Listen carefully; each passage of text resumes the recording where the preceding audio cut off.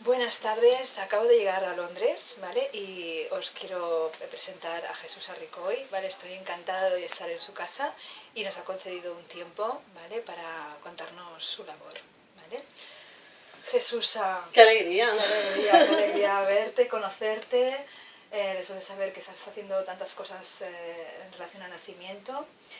Lo que sé de ti es que eres una madre activista, una antenatal teacher. Estás haciendo una gran actividad en relación al nacimiento, en la red, acabas de venir de Bruselas, encapsulando placentas el fin de semana, un poco de todo. Pero sí que ahora me gustaría que me contaras un poquito desde el inicio, ¿no? Tú llegaste aquí hace años, ¿no? Toda esta formación que has ido haciendo. Bueno, yo llegué aquí como muchos españoles haciendo lo que podíamos con un nivel inglés más básico de lo que creíamos y bueno, estuve trabajando de au pair nada más llegar y luego estuve trabajando en otros sitios, trabajé en Zara como manager. ¿Cuántos años hace de esto? Pues 15, 20. Yo llegué aquí hace 20 años a Londres. Y bueno, también me fui a Italia un año y tal, y luego cuando volví pues hice varias cosas y estando ya de traductora en una multinacional, de intérprete, me quedé embarazada de mi primer hijo y pues bueno, tuvo el impacto que tiene un cambio tan grande, ¿no? Yo estaba muy perdida y muy dispuesta a hacer lo que me dijeran, ¿no? O sea, una actitud bastante de, bueno, se va al hospital y se hace esto. Mi marido me regaló un libro de Sheila Kissinger y yo tenía una relación con el parto muy positiva por mis abuelas. Mi madre siempre se había hablado de una forma muy positiva, había habido mucho parto en casa y yo dije que quería parir en casa, pero bueno, nadie me siguió el cuento y como se estableció que quizá necesitaba una inducción, pues fui al hospital sin rechistar demasiado y bueno, hasta ahí todo. Y después de ese parto me di cuenta de que tenía seguía con un interés por el parto, por leer más. Cada vez que tenía una amiga embarazada me hacía mucha ilusión investigarle sobre lo que le pasaba y tal. Y un día pensando qué es lo que quiero hacer con mi vida, dije, pues yo quiero hacer algo con el parto, no sé el qué, pero me gustaría hacer lo que esta profesora que yo tuve con el primero hacía conmigo. Me metí en un café de internet y descubrí que hay una organización aquí que es la que forma a las profesoras de preparación al parto como especialidad. O sea, las matronas tienen en su formación un aspecto de educación maternal, igual que en España, pero luego hay una especialidad concreta de preparación al parto que se hace a través de una organización que se llama NCT y en asociación con la ratificación de una universidad, que en este caso es la de Bedfordshire. Muy bien, entonces cuéntanos un poco cómo funcionan estas clases, ¿no? Como... ¿Las que yo doy? Sí. Sí, bueno, pues la organización, que es muy grande, que tiene una inmensa página web de información y demás, y tiene un aspecto de activismo también, tiene una búsqueda, esto de búsqueda con los códigos postales y la zona. Entonces los padres que están buscando clases, son unas clases muy populares. Para que te hagas una idea, mis clases ya están suscritas hasta el verano del año que viene. O sea, la gente, yo hay veces que me río y digo, no deben estar haciendo el bebé todavía, ya están haciendo la reserva. Están muy solicitadas. Yo de momento solo hago una vez a la semana, ahora voy a hacer 2 en enero, dos grupos, llevaré 2 grupos. Son 8 sesiones, incluyen una sesión con una consejera de lactancia formada por la organización también. En ocasiones trabajamos en hospitales. Algunas de mis compañeras son matronas que se forman para ser profesoras del NCT y viceversa, también hay profesoras del NCT que han decidido hacerse matronas, pero es una especialidad completamente independiente. O sea, no tiene que ver. Pero me parece muy interesante, ¿no? Que dentro de un mismo sistema, en el mismo país, convivan todos los profesionales trabajando en paz y armonía. En paz y armonía, trabajando por el nacimiento. Me parece una situación de una buena convivencia interprofesional. Sí, de hecho nosotras tenemos mítines aquí cada cierto tiempo. Ahora creo que hay uno con las palabras en castellano se me pierden. La G2000, la encargada de matronas del King's, por ejemplo. O sea, nosotras trabajamos por barrios. Entonces en este barrio los hospitales serían King's College y St. Thomas's, y entonces las reuniones se hacen con las matronas encargadas, que se ponen en contacto con nosotras vamos como grupo de profesoras y se tratan temas, nosotras les damos feedback, es decir, una reunión puede ser las parturientas que vienen a mi clase, en las reuniones postparto me han dicho que el hospital estaba sucio, o han dicho que les están intentando dar fórmula por las noches, o tal, y se discuten. El hospital nos cuenta a nosotras, las matronas nos dicen que sepáis que va a haber un cambio ahora, y va a haber una sección dedicada a esto, o esta persona ya no trabaja aquí y ahora se hace así, o la vitamina K la vamos a dar inyectada solamente, yo qué sé, todos los cambios que pueda haber se nos comunican porque somos la fuente de información a las parturientas. Eso es muy bueno, existe un flujo de información además entre los profesionales y eso es muy importante, me imagino, para generar buenos resultados, claro está, ¿no? Sí, porque al final el interés común es el mismo. Sí. Entonces las matronas necesitan oír qué es lo que las mujeres están diciendo cuando acaban de parir y vienen a una última clase, que es postnatal, y te cuentan y te dicen, pues a mí me dejaron sola o tal. Eso se comunica, ¿no? Y viceversa, y las matronas nos informan de, pues ahora tenemos una nueva piscina, o ahora, o sea, una bañera, llamáis en España, o ahora, yo qué sé, estamos haciendo esto para mejorar, nos enseñan estadísticas, ¿no? Trabajamos en equipo. También me gustaría saber un poco el enfoque de estas clases, ¿vale? Para diferenciar un poco de lo que son clases de matrona, ¿no? De lo que es la preparación al parto que hace más la matrona. ¿Qué trabajáis o qué generáis en los grupos? Aquí son parecidas, es decir, las matronas aquí tienen una influencia nuestra, vienen a nuestros días de estudio y viceversa, hay una comunicación, por lo tanto, las matronas aquí, en honor a la verdad, tienen clases próximas, ¿no? No obstante, hay mucha gente que viene a mi clase privada y van a la de la matrona también.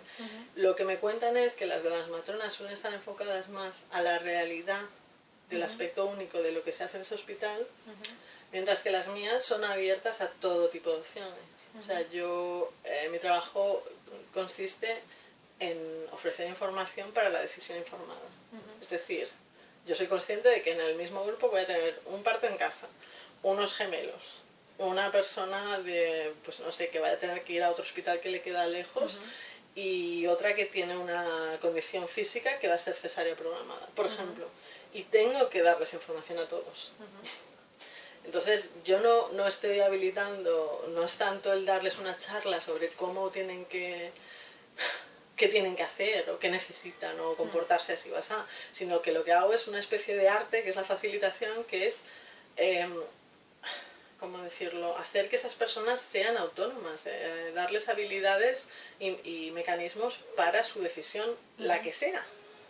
Sea quiero una inducción a las 39 o sea, eso no es mi historia, quiero decir, lo que estas parejas están haciendo es aprender a decidir en situaciones de estrés, en situaciones obstétricas, en situaciones de depresión, o sea, eso es lo que aprenden realmente, y en mis clases se aprende pues cómo decidir ante una cesárea de emergencia, qué hacer en un parto de nalgas y todas las variantes, o sea, desde pelear a través de asociaciones para conseguir una matrona que te atienda un parto vaginal, que es posible, pero no todas las mujeres querrán hacerlo, hasta decidir si una cesárea programada versus una de emergencia por lo que ello conlleva hormonalmente. Y se explora todo eso desde la normalidad, o sea, no es una propaganda. Me parece interesante un poco, ¿no?, el llevar estos grupos a la reflexión y a ser capaces de tomar de una forma autónoma tener herramientas para tener sus decisiones, ¿no? Que esto es muy interesante, incluso para luego extrapolarlo en lo que va a ser la crianza de los hijos, es que forma parte de todo un proceso donde el ser capaces, ¿no?, de tomar conciencia y tomar decisiones. Absolutamente, y para mí no hay otra. Y es algo que cuesta mucho. Cuando yo estudiaba, que fueron 3 años de formación.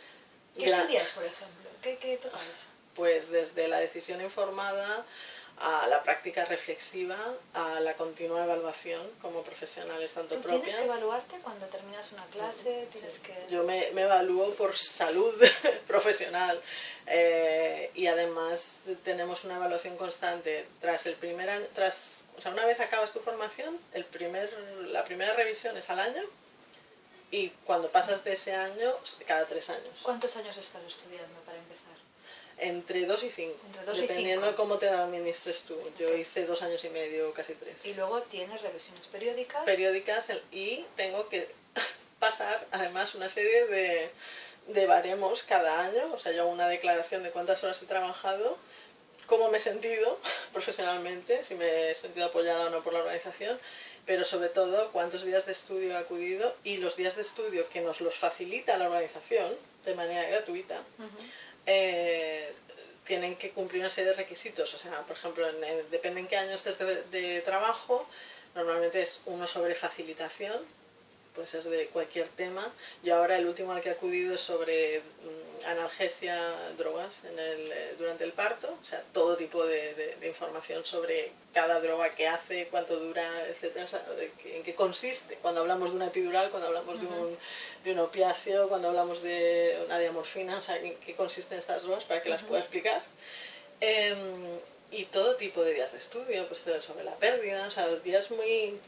Son días en los que se habla de una especialidad, de un aspecto muy preciso relacionado con nuestro trabajo. Me parece muy interesante porque yo precisamente estoy aquí en Londres para hacer un curso, me han pasado muchos documentos y he revisado estadísticas, organización del sistema, ¿vale? Y me doy cuenta de que ciertamente buscan, ¿no?, que todas las piezas les cuadren, o sea, todo muy organizado, incluso ¿no?, con las comadronas, supervisoras, o sea, todo, ¿vale? Una organización muy, muy profunda, y veo que también llega hasta nivel muy local, o sea, que la gente te puede recurrir a ti como enterarte al teacher en su zona donde viven y tal. Veo que llegan a intentar, ¿no?, cubrir socialmente con diferentes profesionales, ¿no?, porque me has hablado incluso hasta de una asesora de lactancia, ¿no? Sí. Vamos, de hecho las clases de obstetricia específicas las dan matronas en el NCT. O sea, yo tengo que pasar 3 días de estudio obligatorios que nos los ha dado una matrona sobre la normalidad del parto, el parto patológico y cómo cuidar de la mujer en el parto. Creo que esto me lleva a reflexionar que a veces hay países donde trabajamos de una forma más autónoma y que también yo siento que es un poco solitaria, y esta soledad muchas veces del profesional afecta a las mamás, ¿vale? O sea, si algo creo que necesita el parto, el nacimiento y el posparto, es mucho soporte, ¿vale? Cuanto más soporte ofrezcamos a las familias por parte de diferentes profesionales, mejor se sentirá la mamá. O sea, ningún profesional solo va a conseguirlo, ¿vale? Y en cambio muchos profesionales alrededor, ¿vale?, es la forma mejor de hacer un buen soporte. Absolutamente. ¿Vale? Es que, es que la idea del ser multidisciplinar, que es algo que cuando yo trabajé con Punset brevemente, a él le gustan mucho estas cosas y me parece muy interesante. Y cada vez cuando ves charlas del tipo TED y cosas así, de las que se hablan de ideas bastante progresistas, es de lo que se está hablando, es decir, el hecho de el tejer telas entre todos. Es decir, un pediatra tiene que hablar o sea, tiene que hablar sobre el parto con profesionales del parto, porque está íntimamente ligado. Exacto.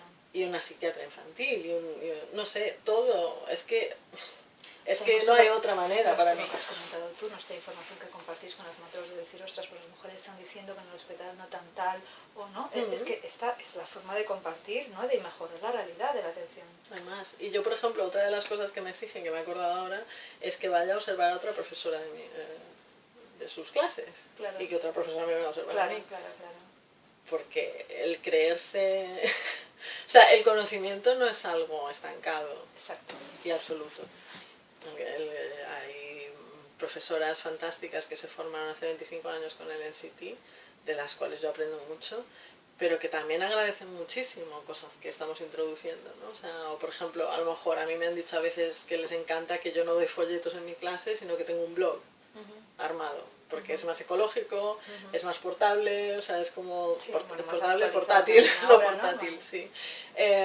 Entonces, bueno, pues hay una comunicación, las actividades que hacemos las compartimos, hay muchos grupos de apoyo. Ahora tengo la fiesta de Navidad de las profesoras locales, ¿no? Y se habla mucho de, bueno, ¿y tú cómo haces esto? Y estoy pensando hacer una actividad nueva para inducción, porque veo que a través de la reflexión veo que la gente en mis clases pues está un poco aburrida o es muy cargante, o yo qué sé, es que, uno, que te gusta tu profesión y que por eso siempre estás buscando, ¿no? Y el día que no tenga ganas de buscar una actividad para hacer esto y que sea más dinámica y tal, pues entonces no valdrá la pena lo que hago. Sí, tengo muchas ganas también de ver esta semana, ¿no? Todo lo que veremos a nivel de hospitales y tal, y creo que pues ahorita es un poco un reflejo, una voz de lo que luego veré y la realidad que está montada, ¿no? De todo este sistema, que las mujeres tienen diferentes opciones, ¿no? Y que la información es la clave para además uno poder decidir y poder optar por las diferentes opciones que el sistema tiene montado también, ¿no? Sí, absolutamente, o sea, esto es claro. Creo que si de algo pecamos, que también quiero dar un poco de equilibrio, es que a veces o sea, yo creo que están tan informadas a veces que nos estamos pasando. O sea, yo creo que ahora hay que intentar buscar el equilibrio de decir, vale, un poco más de preparación instintiva, física, de cómo reconectar con lo que significa, ¿no? Porque nos estamos volviendo un poco ya aquí, que llevamos muchos años de ventaja en ciertas cosas, de diferencia si quieres con ciertas prácticas, creo que es un poco... nos estamos haciendo muy teóricos y a lo mejor es pasión de las profesoras, ¿no? Que queremos dar información y nos vamos por allí y no nos damos cuenta de que bueno, el parto tiene un gran componente instintivo y físico que no hay que descuidar, ¿no? Por eso el enfoque es interesante, o sea, que no es un enfoque de sobrecargar con información, sino de ser capaz de tomar decisiones, tener ideas básicas, ¿no? De decir el parto, un proceso instintivo, desconectarme o cortes, ¿no? Sí, Generar una confianza en una misma, ¿no? Sí, bueno, yo eso hoy lo he explicado con una actividad en la que les pregunto que cómo sería una noche romántica. Entonces tienen que decirme, ¿no? cómo la crearían y después les explico, bueno, les pregunto cómo sentiríais. Y dicen, pues felices, relajados. Vale, y ahora entra vuestro jefe por la puerta, ¿qué pasa? Y entonces explican, pues nos sentimos estresados, el vino ya no importa, las velas se apagan, etc. Entonces les explico que es una analogía para el proceso hormonal en el parto, es decir, la hormona que estamos intentando motivar es la misma en el fondo, ¿no? Es la oxitocina, les hablo mucho de la oxitocina, les explico que segregamos endorfinas y el efecto que tienen, etc. Y son las que estaban diciendo ellos cómo se sentían y tal. Y el jefe vendría siendo la adrenalina, es decir, el jefe puede ser muy válido en según qué situaciones, pero un jefe que te aparece en casa cuando estás haciendo una velada romántica es fuera de contexto, de tiempo y puede jorobar, ¿no? Entonces lo ve muy claro. ¿Y esta sensibilización también la tienen en cuenta los profesionales que están en el hospital? O sea, esta conciencia de no respetar la intimidad de la mujer, las necesidades de la mujer durante el trabajo de parto. En general, a ver, sureste de Londres, donde yo vivo, etcétera, sí, estamos hablando de que mi hospital más cercano es el King's College, que es un hospital universitario, pionero en muchas cosas, etcétera. Es distinto, no te digo que toda Inglaterra vaya a ser así ahí.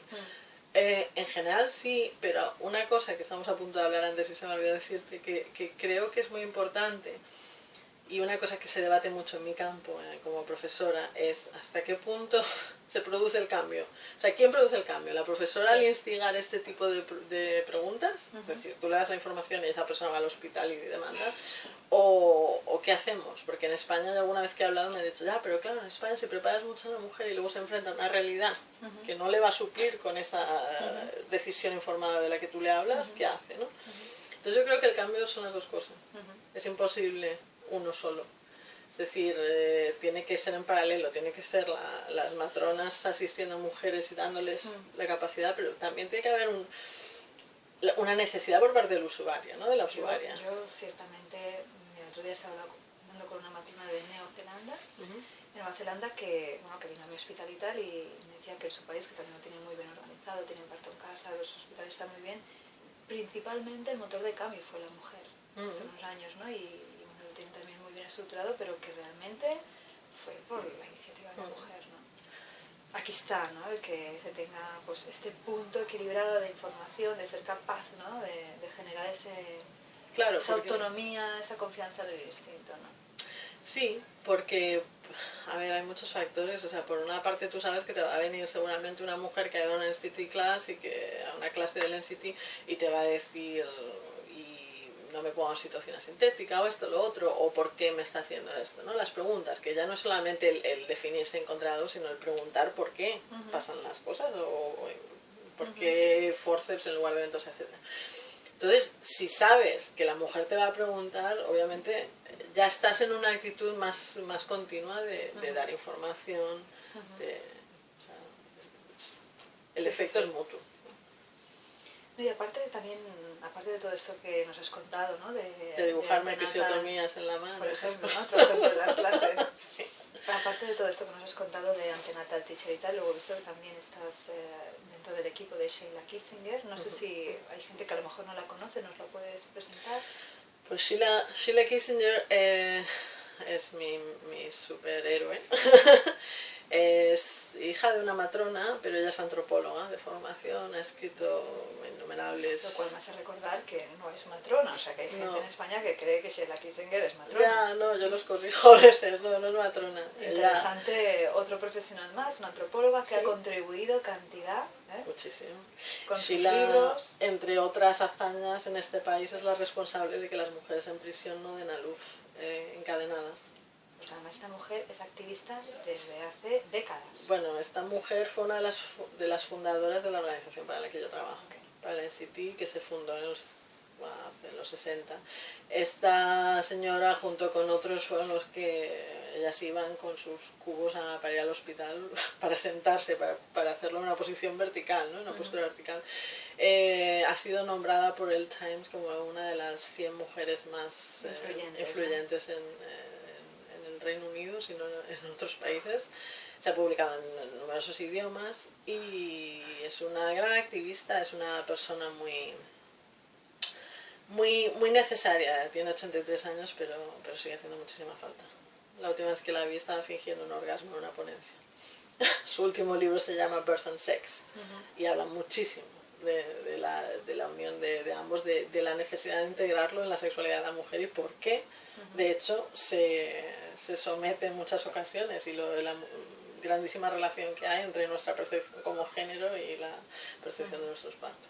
¿Y ella con todo el teléfono de asistencia y tal, cómo funciona? Bueno, ella entre muchas cosas se dio cuenta de que había muchas mujeres muy tristes con sus partos, se dio cuenta de que había una gran necesidad y por circunstancias tiene, creo que son 5 hijas fantásticas y académicamente muy brillantes y una de ellas es especialista en conversación, análisis conversacional sería en español, y junto con ella han diseñado un taller sobre cómo hacer una escucha empática de mujeres con trauma y observar en cada cadencia de la voz, en cada expresión, qué es lo que esas mujeres están intentando comunicar. Y entonces en el taller al que yo he asistido aprendemos a hacer como un espejo, si se puede decir, de conversación, es decir, de una mujer que me está contando que se siente muy mal por su parto. Lo único que hago es simplemente reflejar, ¿no? Esto es una técnica que se utiliza en psicología también, pero nosotros solo aprendemos este aspecto y es con el único propósito de escucharles, de que verbalicen lo que están sintiendo, que a menudo hay un momento como en el teléfono lo notas que de repente se dan cuenta y dicen, es que esto no es normal, es que como me han tratado no es normal. Reconocer el maltrato, sí. Reconocer el momento de violencia obstétrica. Sí, y el momento de decir, es que ¿cómo no me voy a sentir mal? ¿No? Es que a veces que hasta ese momento es como que no lo integran. No se desahogan hasta que son capaces, ¿no?, de reconocer ese momento, ¿no?, esa situación. Sí, y de hecho lo que dije en la contra, yo no tengo esa experiencia, pero es lo que me dicen las mujeres, que se han sentido violadas. Sí. Y la primera vez que yo escuché a Sheila decir algo así, dije, caray, pero es que lo dicen. Sí. Es increíble. Yo el otro día estaba en la puerta del colegio y oía a 2 mujeres contándome cómo firmaban el consentimiento informado de la cesárea, ¿vale? Cesárea de privada en una consulta y tal. Emplearon la frase sentencia de muerte. O sea, esa sensación, ¿no?, de maltrato, no solamente cuando sucede físicamente en el momento de violencia obstétrica, sino también, ¿vale?, en el momento de dar la información. Porque la violencia obstétrica, quiero que hablemos un poco de ello, ¿no?, tiene estas dos besantes, ¿no?, la parte activa, ¿no?, sobre nuestro cuerpo, pero también cómo nos tratan, cómo nos informan, ¿no? De una forma invisible. Está allí. Sí, es una relación de poder. Es que yo el otro día me preguntaban para otra cosa y no quiero desvelar mucho, es una entrevista que me han hecho recientemente, pero viene siendo lo mismo. Es decir, da igual, también se lo decía Víctor Amela al teléfono, que da igual lo que hagas, o sea, si es que da igual que te fuercen a comer pastelitos de chocolate o que te fuercen, a ver, da igual, obviamente no es lo mismo, pero lo que me refiero es al acto en sí. Cualquier cosa que sea contra tu voluntad y forzada es una humillación y es un acto de tortura y vejación, ¿no? Y es una falta al otro. Es que no, o sea, cuando tú tomas el control sobre... ¿Qué sucede a los profesionales? ¿Qué crees que está sucediendo con los profesionales? Que no se sensibilizan, no toman conciencia y somos capaces a veces, ¿no? De a ver, yo entrar creo... en escenas. Yo creo, y este año con la Revolución de las Rosas, quiero hacer hincapié que yo cuando hablo de violencia obstétrica incluyo a todo el mundo. Yo recientemente hablaba con una amiga matrona aquí, italiana, y ella era una víctima. O sea, ella estaba hablando de cómo le habían hecho la extracción de sangre en la cabeza a un bebé, Sí. 40 veces. Y de lo que eso le ha supuesto. Y del horror, o sea, de presenciar eso. Y de cómo se rieron de ella por estar toda la noche con ese bebé. Y eso es eso es una violencia que da igual, quiero decir, la persona que la presencia, pero también la persona que está ahí. Y que hay muchas matronas que entienden su profesión de una manera que cuando presencian eso, les estás creando un trauma y lo están pasando fatal. Y están admitiendo esa violencia en sus vidas e integrándolas por un sistema que por protocolo, jerarquías, órdenes, etcétera, estructura, porque es una institución, no deja de ser, o sea, estas cosas pasan en las instituciones en general. Entonces, por el diseño de esa situación, pues se incorporan, se integran y se despegan de la humanidad. Sí, realmente me encanta tener esta conversación contigo porque, bueno, vuelvo a decir que cuantos más seamos, ¿no? Trabajando por la causa, ¿no? De hecho, estoy aquí contigo sobre todo porque creo que todos los profesionales que estamos hoy trabajando esto somos importantes porque bueno, hay que cambiar la forma de nacer, la vida de las mujeres, ¿no? Porque en realidad el parto nos llevaría a hablar del feminismo, del patriarcado en el que vivimos, ¿no? Y de la situación de la mujer y cómo tenemos que ir mejorando para las futuras generaciones, ¿no? Y de la forma en la que entendemos al ser humano en sus orígenes, es decir, o sea, yo hoy lo último que le he dicho a la clase esta mañana es tenemos que olvidar que este bebé es no sé, es algo que llora y es normal, a mí me pasa a veces que me dicen, bueno, pero si le hacen una prueba, el bebé no lo siente, pero ¿cómo que no lo siente?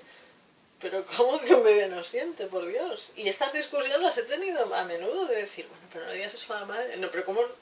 A ver, un bebé siente para bien y siente para mal. Claro. Un bebé siente todo el afecto, el amor y toda la oxitocina y entonces de repente le digo, no, pero cuando le pinchan y cuando le hacen así o cuando le hacen asado o cuando lo dejan allí 3 horas sin dártelo, no siente nada, misteriosamente, no. O sea que la violencia y todo esto que estamos hablando y el respeto por las mujeres y en el fondo es el respeto por el ser humano en su extensión, ¿no? Entonces un poco sí, es un sistema patriarcal en el que el que produce y el que domina es importante y el resto son como apéndices. Entonces el bebé, como decía Isabel Allende en una ponencia, el bebé o los niños de las mujeres víctimas son daños colaterales y se aceptan como tales, ¿no? Entonces esto para mí es intolerable e inaceptable y lo tengo muy claro, ¿eh? O sea, yo no discuto bueno, pero no, yo no parto de la normalidad ni de la aceptación de esto, no, es inaceptable. Entonces a partir de ella hablamos, no hay más. Me estoy enfadando, aviso. Es muy seria. Bueno, aparte de todo esto que nos has contado y tal, también en la red tenemos Tricolors, que también es una gran labor que has hecho. ¿Nos puedes contar un poco? Pues Tricolors, a ver, Tricolors es una especie de compendio de todo, es decir, yo una de las cosas que observo en mi trato con las mujeres, en mi experiencia de relatos, etcétera, es que hay una gran desconexión de quién somos. Entonces es a veces imposible, o sea, para mí hay que rebobinar, ¿no? A mí me interesa muchísimo el parto, pero me he dado cuenta de que en muchas clases y en muchas situaciones digo, es que, caray, si ya desde tu menstruación estás pensando que eres sucia o que eres un objeto o que eres un tal, es decir, todos los mensajes que llevamos cargando desde pequeñitas, porque en el fondo es un continuo machaque de no te rías así, cierra las piernas, cruza las piernas, esconde la compresa. O sea, todo tu cuerpo es sucio, es invisible, no se acepta, no tal, ¿no? La gente dirá que exagerada, pero creo, o sea, cuando uno lo analiza y lo piensa, todos los mensajes son de, bueno, ocúltate o enséñate cuando yo te diga. O sea, las dos opciones. Y entonces cuando una vive tanto, como vivimos nosotras, hacia afuera, hacia, pues si me peino por la mañana es porque me van a ver o porque tal, y nos cuesta tanto el decir, no, es que yo soy esto desde mi centro, mi sexualidad primero es para mí, luego quien venga, ¿no? Pero no es una cosa hacia afuera, uno no está ahí ni de escaparate para el mundo ni de servicio público, ¿no? Entonces creo que tenemos demasiadas ideas por todas partes de que somos algo para otro, en vez de ser nosotras. Entonces creo que cuando una llega a un paritorio o llega a otras situaciones o a un embarazo, si todo depende de todos esos juicios, es decir, si una está pensando, como he llegado a oír, no voy a dar el pecho porque claro, mis tetas son un objeto sexual, o claro, mi marido qué va a decir, o es que si hago esto mi vagina se va a deformar, no porque a mí me importe mi vagina, sino porque es de otro, es decir, es como toda esa percepción de que no nos pertenece lo nuestro. ¿Cómo narices te vas a defender? Pero no solamente en la parte estética, sino en la parte de toma de decisiones. Absolutamente. Lo que has dicho, o sea, no soy capaz de decirle al gine, no quiero que me tactes. Claro. ¿Vale? No quiero una inducción. Porque no tenemos esa conciencia. O sea, no solamente la cuestión estética, sino sobre todo la cuestión de decir, no quiero que me hagan esto sobre mi cuerpo, sobre mi bebé, ¿no? Porque no tenemos una noción de nuestro cuerpo con esa asertividad. Luego, por otra parte, hay unas cuestiones culturales muy grandes en cuanto al... el otro día lo comentaba alguien en algún sitio, ¿no? El hecho de que, y esto lo digo mucho en Circolos a las alumnas, que es muy curioso que cuando una, sobre todo en España, ¿no? Se define y dice algo con vehemencia, es decir, yo creo que esto es así, o cuando una dice, yo soy buena en mi trabajo, me gusta mucho, es como, qué arrogante que soy. Ya, esa firmeza, esa seguridad, ¿no? Se trata con... Es anticultural, ¿no? En España, es como decir, uy, qué creído se lo tiene o qué tal, ¿no? Es como que es una imagen, creo que por una parte tenemos pocos líderes femeninos con cierta autoridad, a ver, hay muchas líderes femeninas ahí fuera, hay cantidad de amigas mías que además están haciendo un trabajo muy brillante, pero creo que tenemos pocos referentes, hay que buscárselos, ¿no? Que no están ahí. Referentes de mujeres pues tipo Sheila, ¿no? De 80 años que estén ahí al pie del cañón y con una actitud que quizás yo he aprendido un poco aquí, ¿no? Que es una actitud de, ¿cómo decirlo? De que no tenemos ese complejo de género que a veces tenemos en España. Ese miedo, ¿no? Ese miedo sí, o la falsa modestia. Yo cada vez que abro un debate en internet a veces, ya lo digo de broma, ¿no? Que dicen, bueno, en mi modesta opinión, ¿no? Todas tenemos que decir eso, es como que... Y yo siempre digo, mira, como opiniones modestas nunca saldremos de pobres. Así que vamos a quitar la coletilla. Claro. Tenemos mucha carga, no sé si es de madres, de abuelas, no sé si es o sea, no soy socióloga ni pretendo serlo, no sé exactamente dónde nos viene, pero sí que noto una falta de determinación como ¿De mujeres. empoderamiento? Bueno, la palabra ya está muy muy usada. Mucho, la han gastado muy rápido. Usada, sí. Pero sí, es que el empoderamiento en el fondo no es que te venga alguien y te haga ¡ting!, sino es una cuestión de redescubrirse. Exacto. Es decir, no, es que yo tengo poderes, habilidades, por supuesto. O sea, es que lo contrario es absurdo, pero nos lo han vendido y nos lo hemos creído. Por eso todos somos importantes en lo que estamos haciendo, porque cada persona, ¿no? Que genera en otra, cada mujer, ¿no? que entabla una conversación, que monta un grupo, que, ¿no?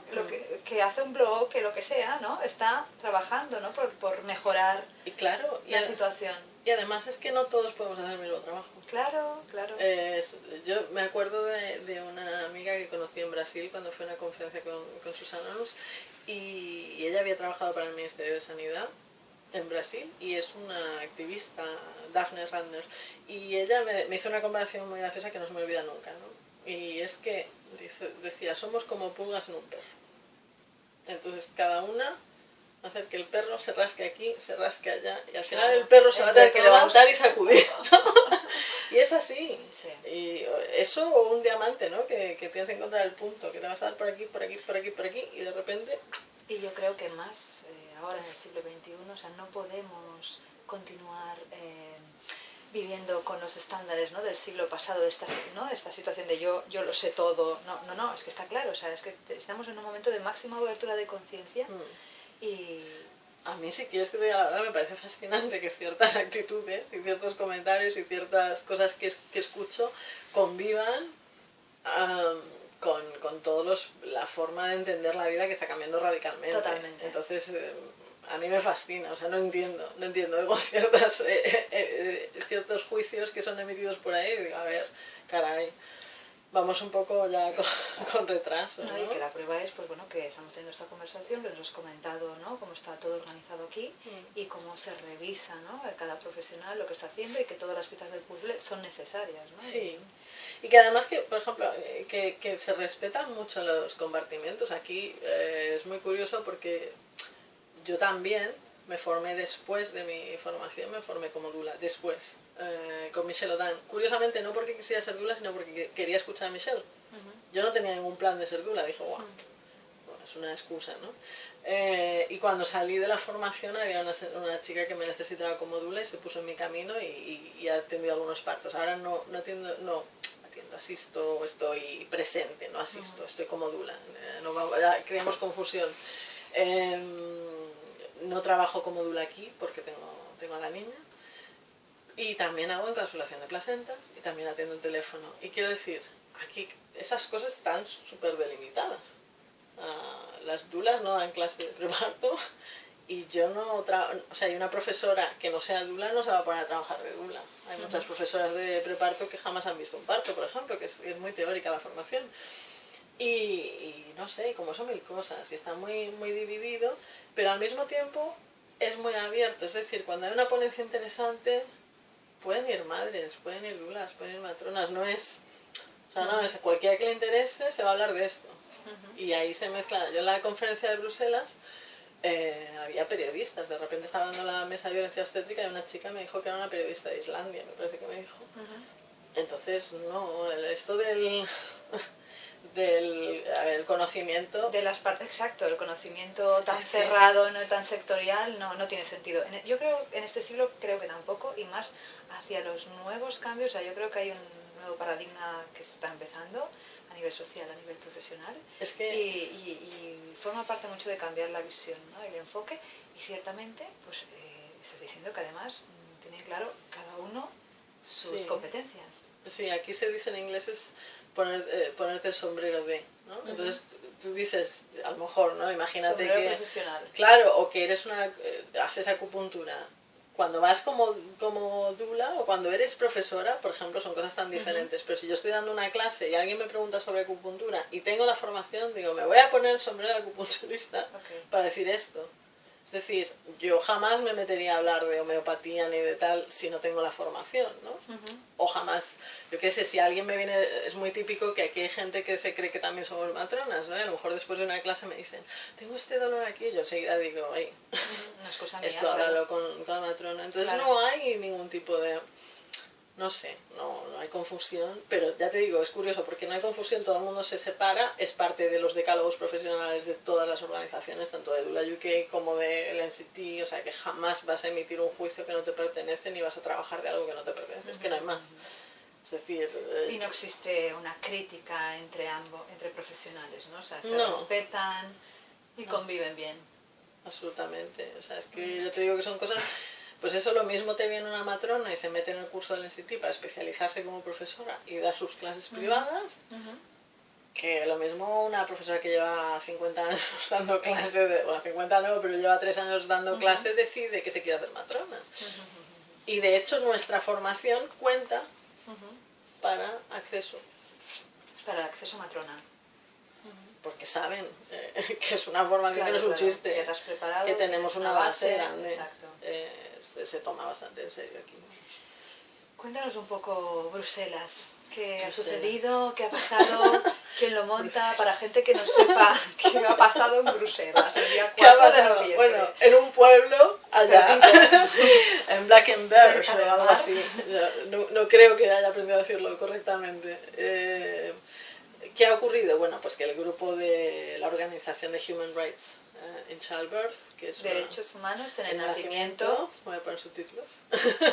Sí, Derechos Humanos en el Nacimiento, que fue una organización que se constituyó, juraría que el año pasado, en el 2010, no quiero meter la pata. No recuerdo, hace un año o dos. Es un movimiento organizado entre abogados, abogadas y matronas, obstetras, educadoras como yo, dulas, o sea, profesionales afines y activistas del nacimiento. Entonces los dos, hablando de ser multidisciplinar, los dos se han juntado, que a mí me parece una idea brillante, Sí. para trabajar en la cantidad de casos, que además es que están saliendo como champiñones, de abusos legales, ¿no? O sea, de infringir los derechos básicos de las mujeres. Sean matronas, que se están dando muchos casos, de persecución tipo caza de brujas, sean dulas, sean profesoras, no, suerte toca madera, de profesor no ha habido ningún caso, pero vamos, de mujeres parturientas y de profesionales relacionados. Y en esta conferencia en concreto el aspecto a tratar era cómo movilizar el cambio, qué podemos hacer, o sea, un poco de activismo, y hubo varias ponencias que, bueno, pues bastante duras, la verdad, porque fue una conferencia pequeñita, se hizo mucho hincapié en que la conferencia ya no era tanto el rollo de exposición que hubo en La Haya, sino más de, bueno, la gente que está muy implicada, que está trabajando en diferentes sectores, cómo nos podemos juntar y de aquí qué sale, ¿no? Que esto también siempre es muy importante en las conferencias, que te juntas tomando un café y dices, vamos a hacer tal, porque estás muy inspirada, ¿no? Y se ha hablado de un tema que te llama. Entonces, en esta ocasión el primer panel era de usuarias, bueno, era de profesionales, el segundo era de usuarias. Ya el de profesionales para mí, o sea, ya me dejó tan cao con muchas cosas que, bueno, o sea, pues casos de todo tipo, lo contaba en mi blog, ¿no? Desde, pues, Grecia, que está fatal, o sea, está como con un 70% de cesáreas. Y las placentas son tóxicas, parece ser allí. O sea, no sé, si tienes una placenta en casa es como si tuvieras, no sé, Ya, 1000 prohibido, kilos de hachís prohibido. Es que, bueno, nos reímos porque el absurdo a veces es ya dantesco, ¿no? El caso de Ann Kelly, que me pareció, me dio cantidad de ternura, ¿no? Porque una mujer que lleva... se licenció como matrona. ¿En qué país está? En Irlanda del Norte. En Irlanda. En el 70 creo que contó que se había licenciado, ¿no? O sea, en los 70. Y pues especializada en parto en casa, luego se había ido a Estados Unidos a atender partos de una comunidad nativa indígena. Bueno, súper especializada en el tema, y de repente en los 90 no sé a quién le dio por atacarle. Y bueno, ha escrito un libro, me parece que se va a publicar en breve esta mujer. Y bueno, las situaciones son interesantes. Para mí, yo veo un vínculo entre influencia machista, religión. O sea, yo veo que Grecia, Irlanda del Norte, España estaban muy parecidos. Italia, yo he vivido en Italia y conozco cómo está y está cercano también. Y luego en países más, tipo aquí, Holanda, son problemas para mí un poco más específicos y más políticos ya con matices. Por ejemplo, está el caso de Becky Reed, es una matrona que fundó un equipo de matronas fantástico muy cerca de donde estamos ahora mismo, que se llamaba The Albany Midwives, y bueno, este equipo fue cerrado por King's, todavía no se sabe muy bien por qué. Parece que hubo una pérdida de un bebé, pero bueno, como las hay en hospitales, por desgracia, que ocurren, no se ha llegado a saber exactamente quién decidió y por qué. Eso creo que es un caso que todavía no ha salido al público. Pero después a Becky Reed, que es una de las matronas, se la empezó a perseguir y le levantaron 63 alegaciones. Y ella explicaba en la conferencia que las alegaciones eran del tipo, o sea, estaban hechas por una persona que no conocía de lo que estaba hablando, o sea, la persona que se designó para revisar, andaba bastante perdida con el tema. Y pues alegaciones del tipo de a las 10:23 no tomó la temperatura, ¿no? O el monitor algo. O Sí, sea, para llegar a 63 han de ser así, claro. En este tipo, ¿no? Claro, y luego, 63 han de ser estas. Sí, con el tema del monitor que dice, y en uno de los casos es que no había monitor, o sea, y esta mujer decía que el monitor tal, ¿no? Entonces te das cuenta de que, bueno, algo hay de fondo que de repente... De fondo parece que hay una caza de brujas, ¿no? Parece. En este momento, parece, o está claro que está. Sí, porque a ver, hay un problema muy grande que a mí me parece, yo no soy abogada, pero me parece extremadamente prejuicioso. O sea, lo que yo vi en esa conferencia, y es lo que vemos en Human Rights, que nos llegan casos. A mí me han llegado casos de matronas que me escriben desde México, matronas americanas, a mí me llegó un caso así, diciéndome, te escribo por si me pasa algo. Yeah.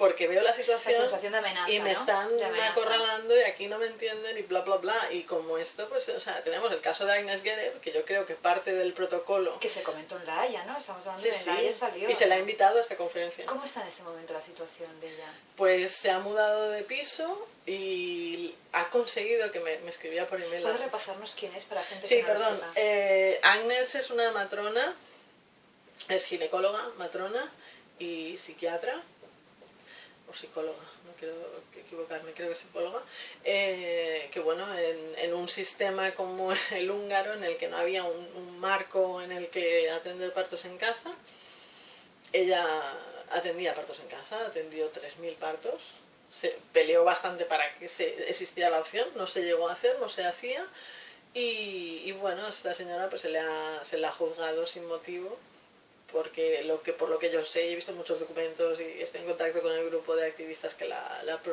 protegen y la apoyan en Hungría.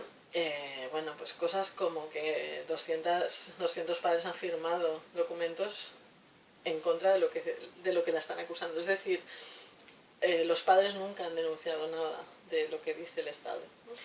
Yo en Lleida proyectamos en el año 2012 la peli porque fuimos y tal. Sí. Y me acuerdo que ella decía, ¿no?, que llegó un momento que tenía, o sea, por parte de las familias, además yo me acuerdo la primera imagen de la película que a mí me impresionaba muchísimo cuando ves que ya están, ¿no?, todas las voces en la calle, ¿no? Sí, o sea, que no son las familias, pero ella reconocía que estaba entre los dos bandos, o sea, que era criticada por los médicos y criticada también por las matronas, o sea, estar allí...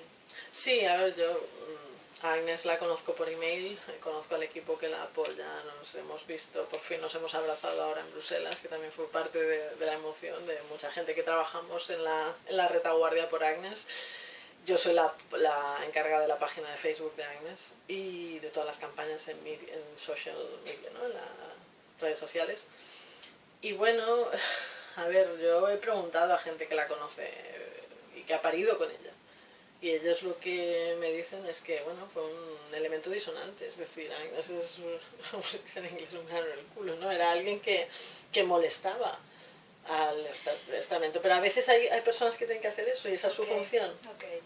Desde el 2011 en La Haya con Agnes, ahora nos hablas en el 2013 de varios casos. Claro. ¿Vale? O sea que se comienza a destapar gente en diferentes partes del mundo, ¿vale?, que es un problema para otros, ¿no? Pero está unido a Agnes. ¿Por qué? Porque en el caso de Agnes, en la lucha desesperada, esto lo sabrás por la película, en la lucha desesperada de Anna Chernovsky por defender a su matrona, Anna Chernovsky hizo algo maravilloso,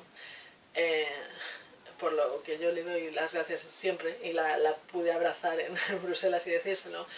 Ella consiguió que las mujeres en Europa tengan el derecho de decidir las circunstancias y el lugar de nacimiento. Entonces, esta conferencia... Marcó precedente. Y esta conferencia es, vale, ¿y ahora qué está pasando? ¿Y ahora qué va a pasar? Exacto. ¿Y qué está pasando? Sí. ¿Están pasando 3 pueblos de esto? Pues parece ser que sí. Entonces, por ejemplo, en Irlanda, y ya te digo, yo me tuve que ausentar parte de la conferencia porque había problemas con el tiempo de mi mesa y fue un poco estresante.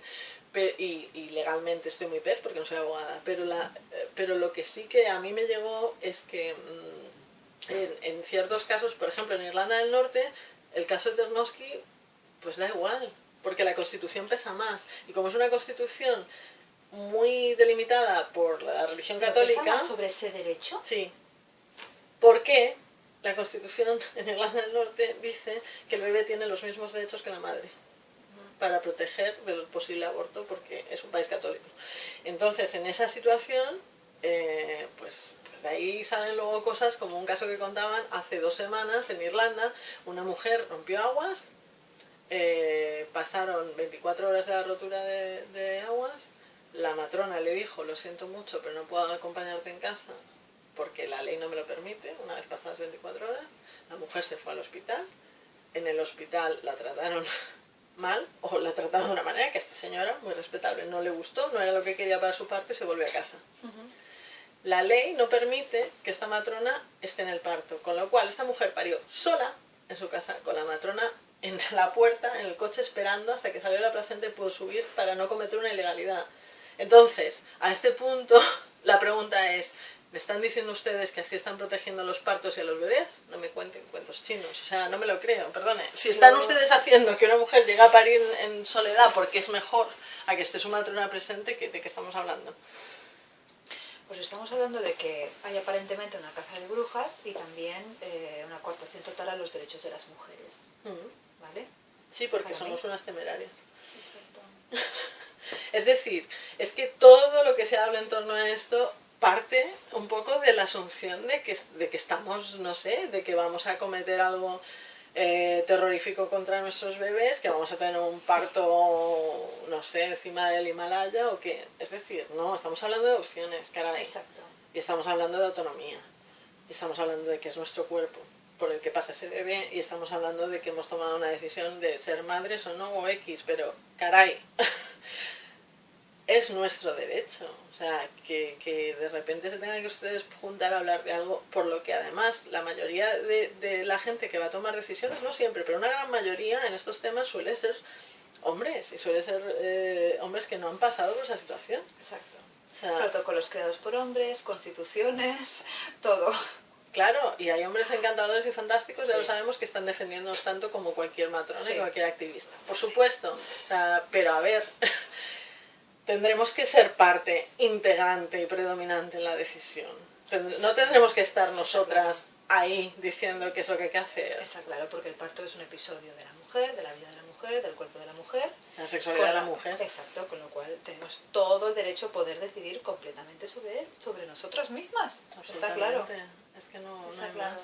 Pero lo que transpira es eso, que se juzga el entorno. Se juzga siempre el entorno. Es decir, el mismo caso, tipo Agnes, tipo, yo que sé, cualquier caso, el de Becky Reed, en un entorno hospitalario es aceptable. Exacto. Entonces, ese es mi problema, que antes me he ido por las ramas, pero esa es la cuestión de fondo, es decir, no están juzgando una mal práctica, no están juzgando una negligencia, no me cuenten historias. Están juzgando el hecho de que te has salido de ahí. De las normas de un sistema, ¿no? Y de unas opciones totalmente... Y entonces, ya. esto es raro. Ya. O sea, por ejemplo, el caso de Ann Kelly creo que dijo dos muertes en, no sé si 30, 40 años de prácticas. Ya quisieran muchos hospitales, caray.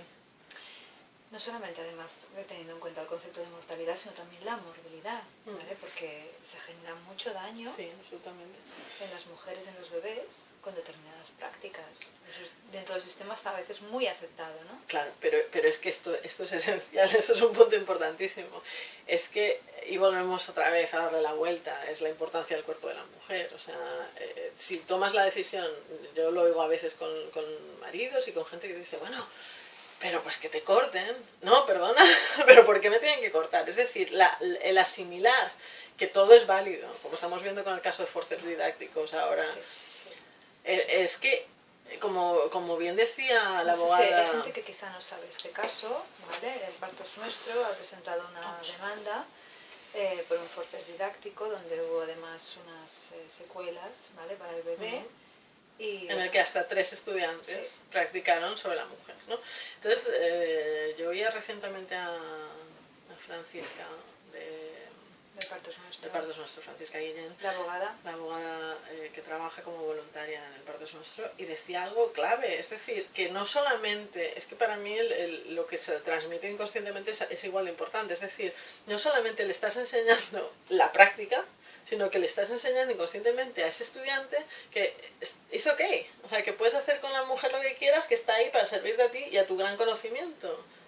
Es que esto es importantísimo, es decir, o sea, tienes a una mujer sudamericana con pocos recursos, tal y cual, vale, pues es como si tuvieras a un modelo de plástico y lo utilizamos para esto, cuando no hay una necesidad.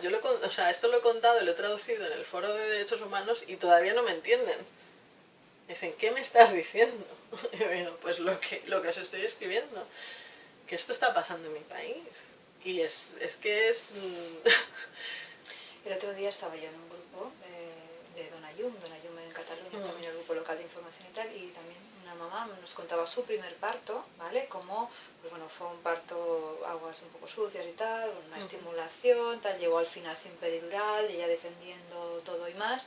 Y en el momento final, en posición litotómica, el gine convocó a 3 o 4 estudiantes y le iba a poner el forceps. Y porque ella dijo que estaba sintiendo la cabecita, por favor déjame no sé qué, que está aquí ya. Y así fue, o sea, nació el bebé, pero que es que el gine, en cuanto se dio cuenta que realmente ya no podía forceps, ya se pueden ir, como diciendo, total, va a ser un parto normal, o sea. Yo me pareció increíble, o sea, es que esto... Sí, hay un caso espantoso que el otro día me pidieron que tradujera porque es en América, pero la parturienta es sudamericana y yo no, o sea, me ha costado dormirme toda la semana. Y es un caso en el que, o sea, yo no he visto nada tan espantoso en mucho tiempo, en el que es una episiotomía forzada, la hemos contado hasta 12 veces, corta el tipo, y en ella, entre otras cosas, esto está en YouTube, que este es otro problema, ¿no? Que esto se concibe como parto normal, y en ellas la madre de la parturienta le dice a la parturienta, deja al doctor que haga su trabajo, sí, córtele. O sea, si esto no es un acto de violencia en grupo, ante una mujer que te está diciendo, no, por favor, no me corte, y el médico le dice, si no quieres esto, vete a Kentucky. O sea, a ver... Esto en realidad es un adiestramiento intergeneracional, o sea, por supuesto, madre, abuela adiestrada, ¿no? Por supuesto. Que deja adiestrar. Sí, sí, y que además no concibe que su hija se esté revelando a la autoridad suprema. Exacto. Pero es que el que en este caso ejerce la autoridad, a mí me parece terrorífico. O sea, ese vídeo a mí me parece el perfecto ejemplo de por qué hago lo que hago. Porque, o sea, la actitud, yo no he visto nada más frío, más despegado, y estar esperando como... ¿Sabes? Como la última estocada de un toro, que han salido todos los banderilleros y tal mareado. Él está con las tijeras, en plan de, bueno, o sea, date prisa y déjame que te corte y siguiente. Y es una industrialización del parto, o sea, hay una desvinculación de la mujer y el profesional brutal. O sea, la mujer culturalmente en los partos se la ha tapado por todas partes hasta que solo quede visible el área de trabajo, la zona séptica de trabajo de ese hombre, para que no haya ninguna connotación sexual, para que no esté o sea, y eso genera un desapego emocional del paciente brutal, por otra parte. O sea, si tú estás simplemente aquí, es como, da igual que te den una muñeca, un trozo de... te estás despegando. Obviamente va a haber mucha gente viéndome y diciendo, no digas tonterías, pero yo sé perfectamente que estoy de una mujer. Emocionalmente te estás despegando, estás objetificando, que es algo que además se hace por todas partes con las mujeres. O sea, que es más de lo mismo. Bueno, es que ver parir a una mujer en libertad total, ¿vale? Eso impone. Impone, claro que sí. Sí, yo hacía ruidos de vaca en mi clase y estaban ahí todos muy asustados. Por eso que es muy interesante, ¿no? El que tenemos diferentes profesionales trabajando, y yo creo que es muy interesante este pensamiento crítico, ¿vale? Llevarse hacia la propia reflexión de qué estamos haciendo con nuestro trabajo, cómo estamos tratando a las mujeres, porque al final todo esto son derechos humanos. Básicos y fundamentales. Es que ni siquiera... Yo me río cada vez que veo burradas por los comentarios del parto de semestre y alguien dice, pero ¿qué más quieren que les...? Digo, ¿cómo que qué más quieren? Pero a ver, que no estamos pidiendo que nos abaniquen, a ver si nos enteramos, ¿eh? Que estamos pidiendo algo que es que da vergüenza que no lo tengamos. A mí me da mucha vergüenza cuando lo hablo fuera, muchísima. Sí. Aparte de que el estrés postraumático, ¿vale? Hay una gran mayoría de mujeres que lo llegan a identificar, como decías, ¿no? Cuando sí, bueno, hay profesionales que, y tal, ¿no? que o sea, tratan... que, en un momento u otro las mujeres abren los ojos, ¿no? Y descubren lo que ha sucedido, ¿no? Sí, bueno, o sea, obviamente eso es una cosa para ver por un psiquiatra, una psicóloga, alguien más especializado, pero sí que hay artículos y hay referencias sobre el efecto de estrés postraumático. O sea, lo mismo que pasaba con gente que volvía de Vietnam, ¿no? O sea, son los mismos síntomas, es decir, bueno, pesadillas, flashbacks, pensamiento recurrente en loop, cosas que lo hacen saltar, ¿no? O sea, pues muchas madres a lo mejor el primer momento de... Que lo hace saltar es el llevar al bebé a las vacunas, porque de repente sea una circunstancia médica en la que tiene que someter un poco al bebé, etcétera, y eso es como wow, otra vez más de lo mismo. Había una madre que en las escuchas que hicimos con Sheila decía, y aquí estaba yo esta vez llevando a mi bebé al altar de sacrificio, o sea, esta vez no era yo sino mi bebé, O sea, imagínate lo que eso significa. Es decir, yo me he dejado, me he sacrificado y ahora hago sí, esto, ¿no? O sea, es como... Yo me acuerdo una vez también oír mira lo que me ha hecho pasar, ¿no? O sea, nombrando al bebé de la experiencia vivida. Si este es el resumen de una experiencia de parto, ¿no? Es decir, lo mal que lo he pasado para parir a este bebé, ¿no?